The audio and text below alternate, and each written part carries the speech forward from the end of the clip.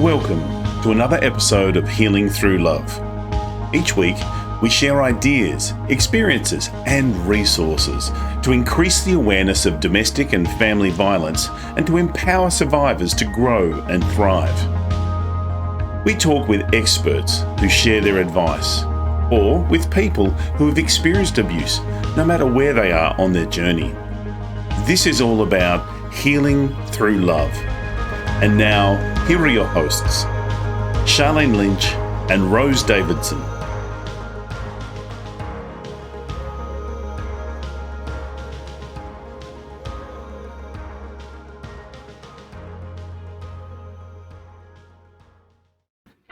The Healing Through Love podcast with Charlene Lynch and Rose Davidson. Simran Parekh discusses the importance of a support system for someone going through mental health issues on episode 81. There are a lot of people, as you mentioned, that you were aware that you had a concern, but you weren't acknowledging it. You just mentioned that I used to drink a lot. But there are people who are aware of their concern and who want to work. So they willingly come into therapy that, okay, fine, I know this is the problem, I know this is the concern, and I want to improve. But there are many people who come in just because, as I mentioned earlier, an uneasiness, a feeling of void or emptiness, a feeling of not being the same as they were earlier. So they are still figuring out what's wrong. So there are people who come at an early stage where they don't understand what's going on. There's a confusion. They feel different from what they were earlier. So because see, you do feel something different if your body changes physically also. If you have a stomachache or a headache, you know there's something going inside the body and we need to maybe take medications or visit the doctor. The Healing Through Love podcast with Charlene Lynch and Rose Davidson. Hello and welcome to the Healing Through Love podcast. I'm your host, Charlene Lynch from charlenelynch.com. Healing Through Love is here to help victims and survivors of domestic and family violence find their way back to living a more fulfilling and meaningful life. We interview experts and survivors who share their story, their personal stories, and offer advice to those who've experienced abuse, no matter where they are on their journey. As well as the Healing Through Love podcast, we hold annual Pamper Days here in Adelaide, South Australia, for survivors of domestic and family violence. Local businesses come together to pay it forward by providing their services and resources for a day to give our survivors a much-needed day of indulgence. Think day spa on steroids. We're looking for organisations with similar values, so get in touch with us here at Healing Through Love. We're now global. We have been since May this year, and we have 8 different locations around the world that are hosting Pamper Days in the next year. Every week we have amazing guests, and this week is no different. We have Simran here with us. She's a dedicated and compassionate mental health therapist with more than 4 years' experience in the field. With a genuine passion for helping individuals overcome emotional and psychological challenges, she's committed to providing high-quality care and support for their clients. And she's all the way from India. Hello and welcome. Hi, thank you. How are you doing? I'm fantastic. It's different times of the day and the night for you. At the moment, it's 9 o'clock at night for me. What time is it for you? It's evening. It's 4 p.m. for me. Oh, there you go. I love it. So welcome to Healing Through Love. It's so great to have you here. And congratulations on choosing psychology as a therapy. I love it. What first drew you to psychology? It was the basic nature of people and how they behave is, something that intrigued me into this and to understand, what makes a person who they are or what makes them react or act in a certain way. So the just curiosity of knowing what people do when they are in a particular situation or how can I help them better to maintain a balance in their lifestyle. So that is one thing that, out of curiosity came up. Yes, I love it. So in here in South Australia, so we notice that for many people, especially on lower incomes, it's up to a 7-week wait for them to be able to get government assisted therapy. Do you have similar challenges there, like not enough therapists for the number of people that need assistance? Actually, it's the other way around. People are not more open about mental health concerns as much as they are in different countries. But yeah, I would definitely say that we are growing and we are progressing. We have therapists and we have people who face mental health concerns who are now on the verge of, opening up about their concerns and talking about their concerns. So right now, I think there's a balance between the both, but definitely, I would say it's the other way around, and that's there in Australia. Yeah, so we'll even talk about it on TikTok, on Facebook. We'll talk to you about it at the supermarket while we're waiting in line. We openly, like a badge, wear our mental health issues and equally run around and tell people about it. It's fascinating. So it must be a cultural thing. And look, COVID really made a big difference because we were more open, even more open, talking about our challenges. And I don't know if it's a good thing, a bad thing, or something indifferent somewhere in between, but it definitely has made an impact. So, wow. Okay. So that's interesting to see. So most of your clients, are they local or are they abroad? Like, do you have your services online or in person? It's actually both. It's online as well as in person. In person, of course, only from the city that I belong to, which is in India. And online, I do see clients from various countries and internationally as well. So my services are available both for Indian clients as well as clients outside of India. Yeah, I love that. So in Australia, we are supported by like a mental health support. So you get free visits, and so that's the ones that have got the longest waits for people to get assistance because they get basically a card. No, it's not actually a card, but they get basically either 5 or 10 visits, and they get them ticked off. And sometimes it's up to a 7-week wait for them to actually get in to see someone just to start that process. Wow. So today, most of our listeners are somewhere on the healing journey from family and domestic violence. And mental health is one of the concerns that we need to address because, where we need additional help just to get ourselves moving. And whether we're staying in the process, staying in that proximity, or whether we're moving out of it, we need additional help. So what could you help us with today with talking to our listeners about how they can do better self-care? Definitely. First, I would say it's really important to be aware of your concerns. A lot of us are not aware what we are going through. We know that, there's a feeling, there's a certain uneasiness, a certain restlessness, maybe you have that feeling, that the situation is not right. Maybe I'm not feeling good, but we can't pinpoint that this is the cause of it, or this is something that's, making me feel bad, or I'm not liking this. So there are a lot of times where we don't understand what's going on. We are confused. So I come in, I help you with gaining clarity there by discussing, a lot of history that you've been through and understanding your concerns, as well as also being aware is the first step towards progress. Because until unless you're aware of your concern, you won't know that there's a concern, correct? Like if you don't know there's something wrong in you, how will you proceed towards progress? So I would say awareness is the first step towards it. After being aware, you need to acknowledge that yes, this is there and I have to deal with it. I have to focus on it, and I need, rather than focusing on, uh, you know, this is a problem or this is a situation, we should always focus on solutions. What can I do to improve my situation? What can I do to cope up from the situation? Because if we keep on thinking about, okay, this problem has come in, this situation has come in, we are focusing on the problem and not how to come out of it.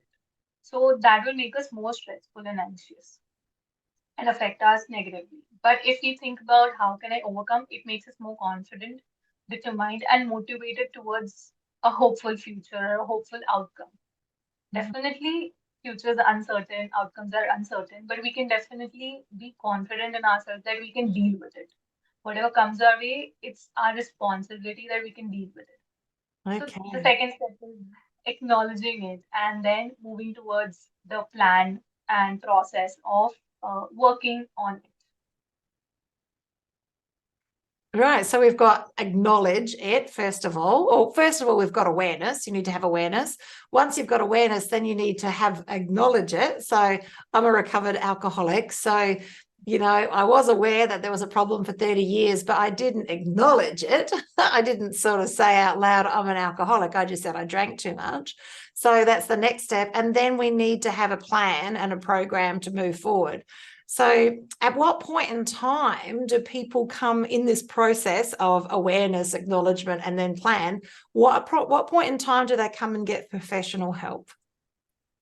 See, there are a lot of people, as you mentioned, that you were aware that you had a concern, but you weren't acknowledging it. You just mentioned that I used to drink a lot.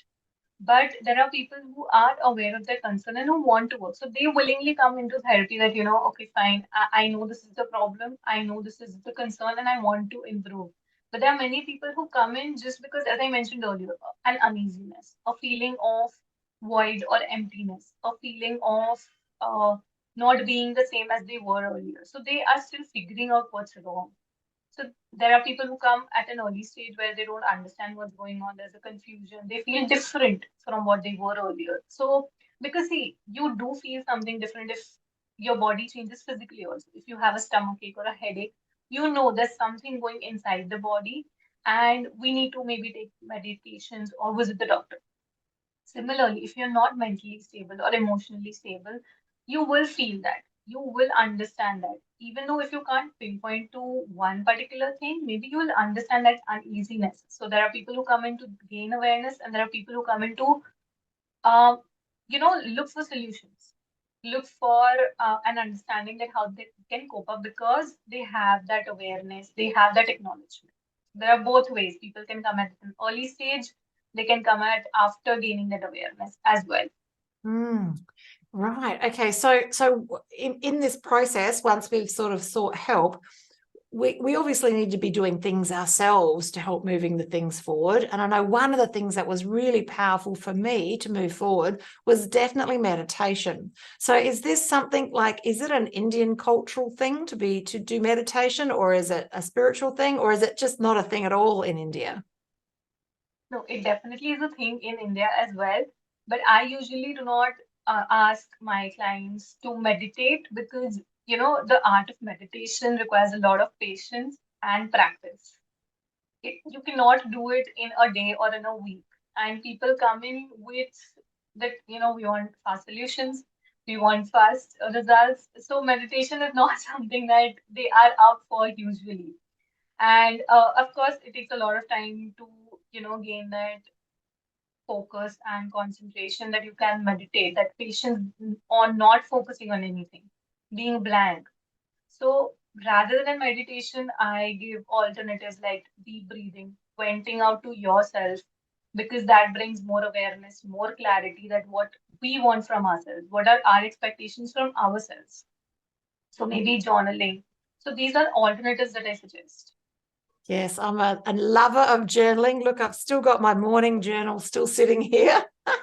So I'm an absolute advocate for it. I know that it's helped me give that space between thought and action. And sometimes, as I come with an interesting bag of mental health concerns and issues I definitely enable differently, is that being able to just journal it and write them out, that I can see them from a different lens because they don't seem to be catastrophized. They don't just seem to be big that they can eat me alive. But when I can read them and I can sort of look at them from a third person, then I'm much more relaxed about it, and I can put them in, probably perspective is probably the word that I'm looking for, put them in perspective. I love it. So you've been now working as a therapist now for 4 years, and you see people in person and online. Are you doing group therapy as well, or is it all one-on-one? No, it's basically individual one-on-one therapy as well as couples therapy for relationship or marriage concerns, but I do not do group therapy. Ah, yes. Okay. So I love that. That's fantastic. That's very interesting. And so now moving from here, what are your plans to help more people? Are you going to be speaking now that you're doing podcasts? Are you writing a book? What are you planning to do moving forward? Right now, my focus is more on reaching out on platforms like yours and, doing more podcasts because this is something that's right now, I would say, trending in today's terms. Because people are more open to hear other people right now. They understand that hearing is important to understand. Replying is not important, but hearing is important. So I think podcast is something that I'm looking forward to, and of course, expanding my services throughout the country, throughout like internationally as well, to support as many people as I can, and especially in India to bring more awareness and reduce the stigma still that is attached to certain concerns and certain issues that they can open up, they Yeah. can talk about it. Yeah, so that's a great place to start a conversation here is in and around the cultural stigma. So look, I was speaking to another therapist from Hong Kong, and she was just saying, like publicly, they don't even admit they have domestic violence in Hong Kong. They just don't talk about it that way. And I noticed that the statistics don't show that there is much in India, but I got Indian friends and I know that's not the case. So could we talk a little bit more about what is the cultural attachment here to is it shame? Is it blame? Is it a caste thing? Like why is it not talked about? Why is it not acknowledged? And what can we do to help move that? Correct. So see, that's a great question, I would say, because it opens a lot of minds here. A lot of people can, interact in this forum because what happens is the first thing that comes to my mind is fear, because people fear that they do not have enough support system. Because most of the times, the inner circle, your family, your relatives do not support you standing up for yourself. They do not, say I know people are growing, they are progressing, but if you see in rural areas, people are trying to adjust and compromise with domestic violence rather than speaking up because they feel this is the only thing or this is the only place where we can live. We cannot go back to our, parents. We do not earn because in rural places it's more the income situation also the finances. So there are a lot of reasons that come into play when it comes to reporting an issue. One could be fear, one could be finances, one could be their situation. Maybe their, parents do not approve of it, or the person has actually gone through a lot. So there can be n number of reasons. I cannot actually pinpoint that, okay, this can be one particular reason why people are not opening about it. But definitely, uh, right now, what I feel is there's still progress than earlier. People do not tolerate much right now. They do speak up, but there's a long way ahead. So, like in Australia, we have lots of campaigns. We talk about it. It's on political agendas, and people. We even we have signs to let people know that there's a problem, so that you can help people. Yeah, and like we even have advertising campaigns on the back of toilet doors too, like in clubs and in nightclubs and whatnot. So that's not the case there in India. Is that correct? There are campaigns, there are other things also happening. It's about the person's individual choice. Like, say, for example, if the person is into that marriage willingly, if they chose their own partner, they feel that if I go back to my parents and tell them that, this is someone I selected and now I don't want to be with them, so it comes on them as well. It's kind of guilt that how can I go and tell my parents or my family because this is the person whom I select, whom I chose to be with. Maybe my parents were not agreeing, maybe they were not ready for it. And let's not, take a different example as well. But maybe, if it is not even the situation where they selected the partner, even if the parents selected the partner, there's a lot of other pressure, societal pressure, as well as a feeling that, it's just happened once, we can let it go. Maybe we'll see if it happens in the future. And then you keep on suppressing that. Whether it's a male or a female, you keep on suppressing that and you feel that it's just the life that I have been dealing with and I can move on with it. Maybe then when you have kids, you think about the kids more. That where will the kids go? If we get separated or if the parents get separated, what effect or impact would it have on the kids? So maybe thinking about the kids also, people do not speak up or move out of marriages like that. So there Mm. can be plenty of reasons. Yeah. So, so if someone is listening to this podcast and they've got concerns that, maybe it's not 100% okay, aside from the journaling and obviously what you've said about having that awareness and then acknowledging it, aside from the journaling, what are things that people can do themselves if they are not in a position to come and see a therapist? Start believing in yourselves. Start telling yourselves that, you can stand by yourself. You are enough. You do not need anybody's support. If you don't stand up for yourself, nobody will.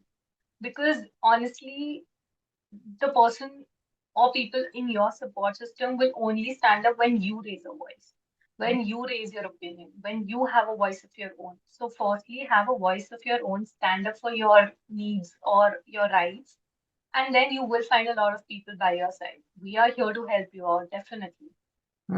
I hear you. So when you're working with a client, do you work just, once off with them, or do you work with them in a series? Like, do they book you for several times, or is it just a once off thing and that's enough for them to move forward? No, it's never a one thing because therapy takes a lot of time and it's a two-way street, of course, and it's a slow process. So it's a series of sessions, 8, 10, 12, depending upon the intensity of their concern and the progress rate. So it's never just one session. How's someone going to know if the problem that they're experiencing is physical or whether or not it's psychological? Great question again. Physical changes or physical issues always have an evidence. So if you have a stomach ache or if you have something that's happening physically, you go and get your tests done, blood tests or other tests done. And if there's no physical evidence of your pain, say for example, leg pain or pain in the chest, if there is no heart condition, then the pain in the chest or heaviness in the chest might be due to anxiety, might be due to stress. So if there's no medical record or medical evidence of your symptoms, then possibly it's a mental health concern. So we're saying that mental health concerns can manifest themselves as physical concerns. So if you've got physical concerns and there isn't any tests that show that you've got a reason for this, then perhaps maybe it's time to have the level of awareness and make some acknowledgements so that you can make a plan and do some preparation and see a therapist. Yes? 100%. Yes, I love it. Okay. So, all right. So out of all of the patients that you see, would you say that there's more people that have got challenges with depression or anxiety? Are these the things that are the main concerns for people, or are we talking about like the bigger end of town where we're talking about psychoses and those sorts of things? See, in India, I would say psychosis is there. There are concerns related to that, but on a lower level. Right now, what I deal with when I deal with clients, it's mostly stress, anxiety, depression, relationship issues, self-esteem issues, body image issues. So these are concerns which have been growing through a long period of time because of their childhood, the environment they grew up in.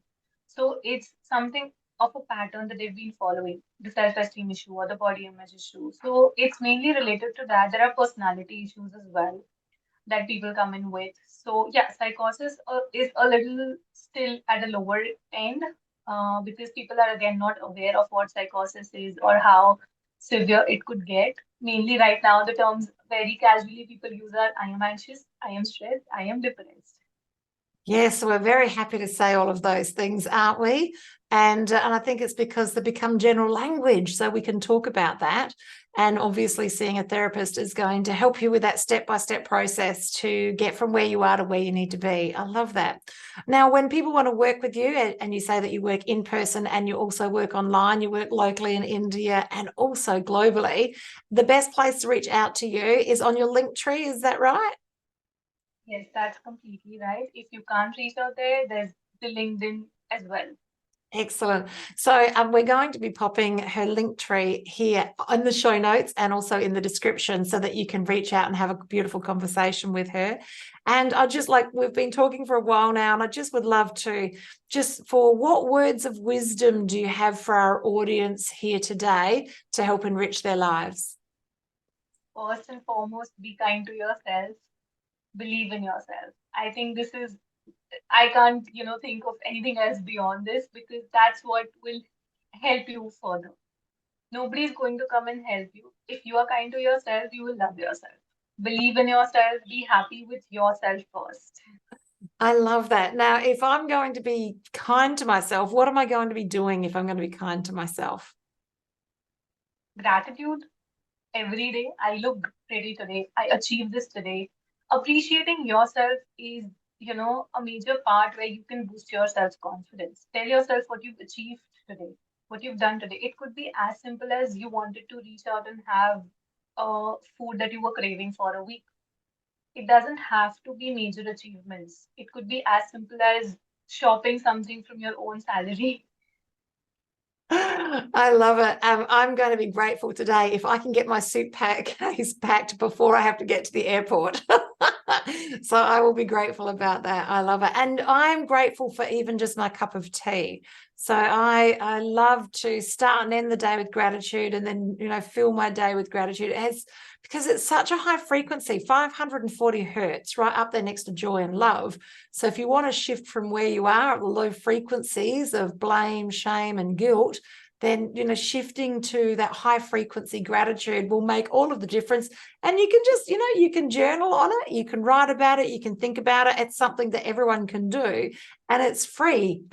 It's free gratitude. I love it. In gratitude to you, thank you, Simran, for helping us understand how this works and how we can move forward and make a difference. And it's just been a beautiful conversation. Thank you so much from the other side of the world for connecting with us today at Healing Through Love. And if you're listening today and you're feeling like-minded and you want to make a difference for people who are survivors of family and domestic violence, we'd love to hear from you. We have local Pamper Days all around the world. And you can either contribute as a sponsor, or you can be a practitioner like yourself. You can be a practitioner, or if you've got someone in your proximity that needs that love, please send them along, because all of our Pamper Days are free to participate in. It's been a privilege and a pleasure to have this conversation and hold this space with you today. That's a goodbye from me and a goodbye from Simran. Thank you so much. Thank you for joining us for this episode of Healing Through Love. You can get further resources, see the show notes, or simply reach out to us via our website at htlaustralia.org. Thanks so much for joining us, and we look forward to your company next time on the Healing Through Love podcast.